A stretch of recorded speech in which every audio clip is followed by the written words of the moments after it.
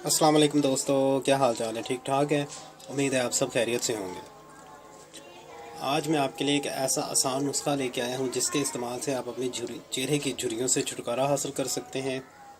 ये वो झुर्रियाँ जो खुश्की की वजह से आपके चेहरे पे आती हैं। इसके लिए हमें जिन चीज़ों की ज़रूरत है वो ये है, और इसके इस्तेमाल से आप सूरज की तपश की वजह से होने वाले नुकसानात से भी बच सकते हैं। इसके लिए हमें जिन चीज़ों की ज़रूरत है वो ये है, मुल्तानी मिट्टी लेनी है। ये देखें, ये मुल्तानी मिट्टी है। हल्के गुलाब लेना है और ऑलिव ऑयल, जैतून का तेल लेना है। ये मैंने देखे पेस्ट बना के रखा हुआ है। आपने क्या करना है कि आपने इसको चेहरे पे लगाना है। चेहरे पर लगा के 15 से 20 मिनट लगा रहने दें। उसके बाद आपने इसको हल्के ठंडे पानी से धो लेना है।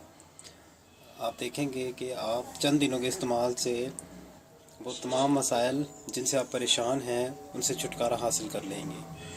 अगर आपको मेरी वीडियो अच्छी लगे तो प्लीज़ शेयर करें, लाइक करें और सब्सक्राइब करें। अल्लाह हाफिज़।